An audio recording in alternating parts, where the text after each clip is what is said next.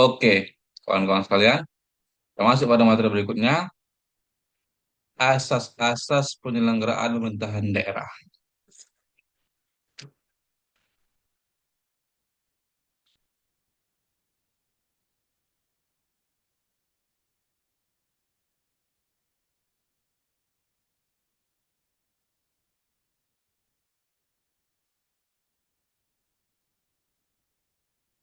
Dapat dilihat tuh di layar kaca kita, kawan-kawan, bahwa ada beberapa asas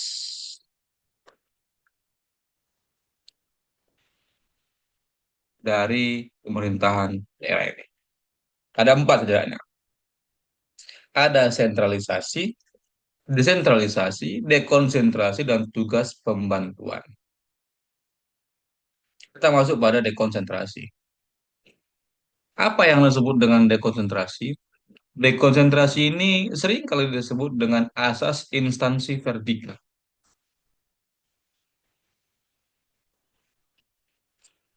Apa itu kira-kira? Nah, seperti pelimpahan wewenang oleh pemerintah kepada gubernur sebagai wakil pemerintah dan atau kepada instansi vertikal di wilayah tertentu. Secara teori kawan-kawan, penerapan fungsi sosialisasi politik sebagai asas dekonsentrasi memiliki beberapa keuntungan. Seperti penerapan asas dekonsentrasi bisa mengurangi keluahan terhadap undang-undang atau kebijakan pemerintah. Asas dekonsentrasi ini mampu membantu aparat atau penegak atau perangkat pemerintahan dalam melaksanakan informasi atau tugas dari pemerintah daerah menuju pemerintahan pusat. Nah, asas ini juga memudahkan rakyat untuk berkomunikasi langsung dengan pemerintah. Berikutnya, desentralisasi adalah asas pemerintah penyerahan wewenang atau urusan pemerintahan kepada daerah otonom. Nah, inilah dia. Menurut beberapa pendapat ahli, asas sentralistik dalam sebuah pemerintahan daerah dinilai tidak mampu mengikuti perkembangan atau memahami kondisi yang ada. Desentralisasi ini sering hadir untuk membentuk bentuk negara secara teori. Untuk membentuk bentuk-bentuk negara itu secara teori ada lima.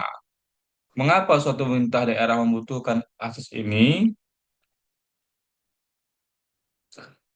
Asas desentralisasi itu bertujuan untuk mengajak warga ikut serta dalam sebuah proses kebijakan untuk kepentingan daerah tersebut.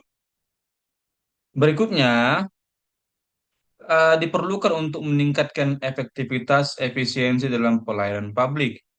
Berikutnya, itu bertujuan untuk meninjau dan mengamati kondisi penduduk secara menyeluruh.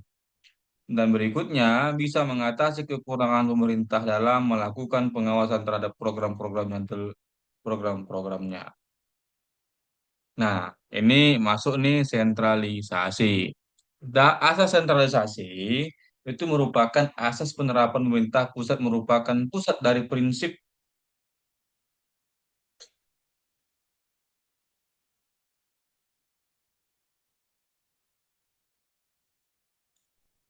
demokrasi Pancasila dan kekuasaan.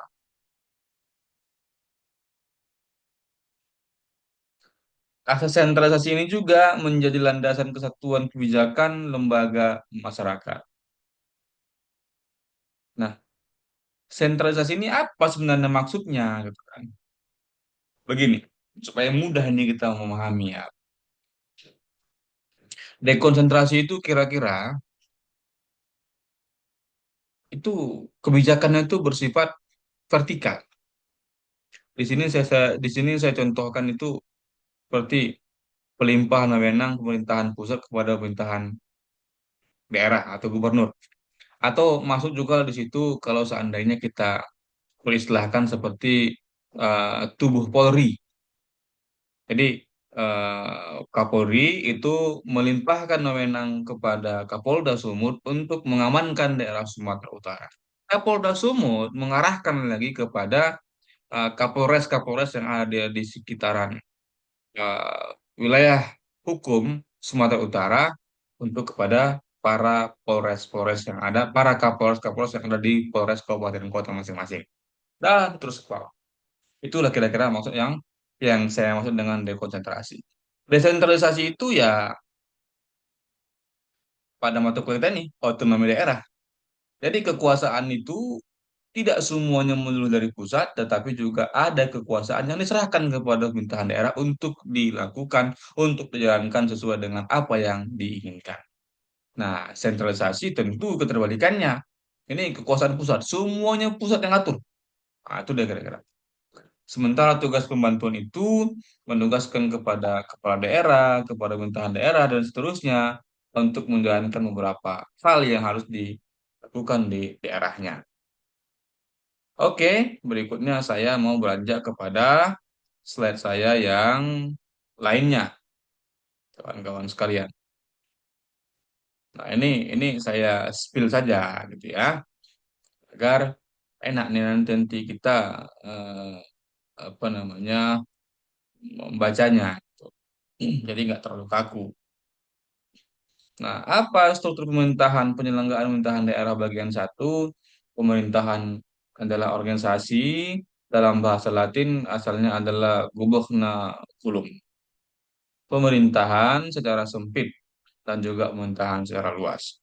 Pemerintahan secara sempit itu adalah semua aktivitas fungsi, tugas, dan kewajiban yang dijalankan oleh lembaga untuk mencapai tujuan negara.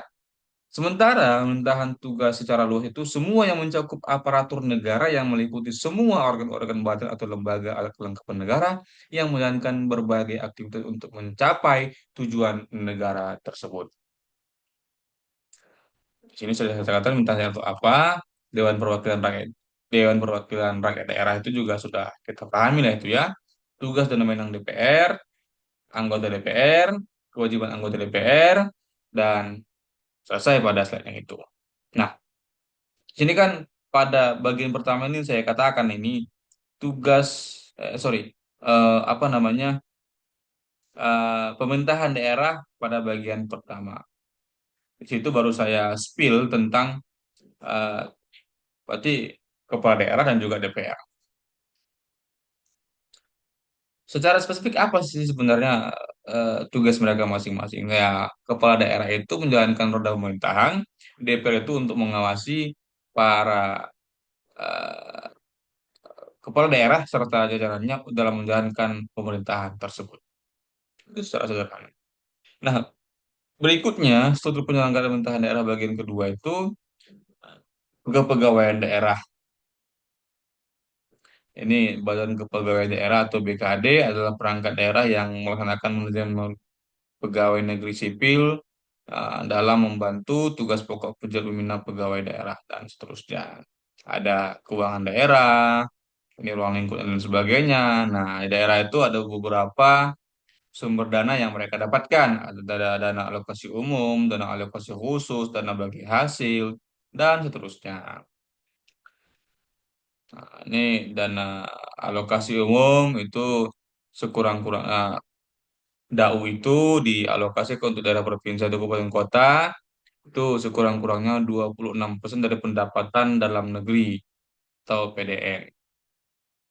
Alokasi khusus, kriteria pengalokasi kehendak, penghitungan alokasi dana dak, dan seterusnya. Agaknya untuk materi yang itu saya pikir nanti perlu kita diskusi lebih dalam nanti kalau mau bicara soal kalau mau membahas soal dana alokasi umum, dana alokasi khusus dan lain sebagainya.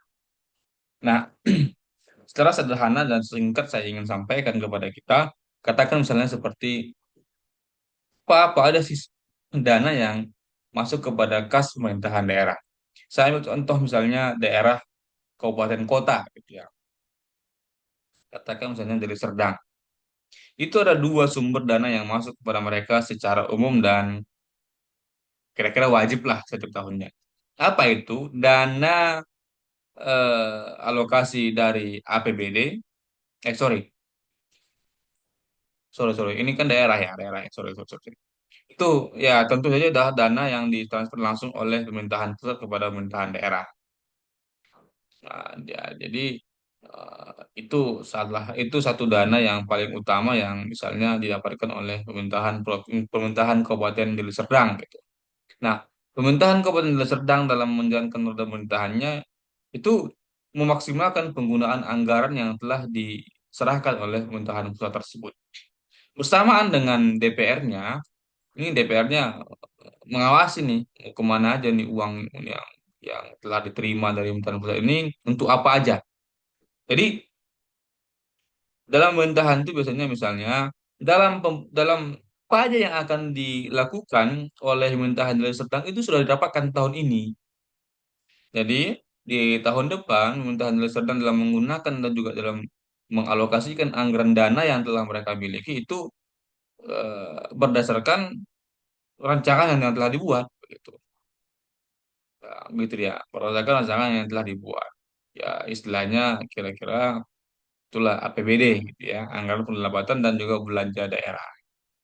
Teman-teman, saya spillnya sampai segitu aja. Next time kita akan ketemu lagi. See you, bye-bye.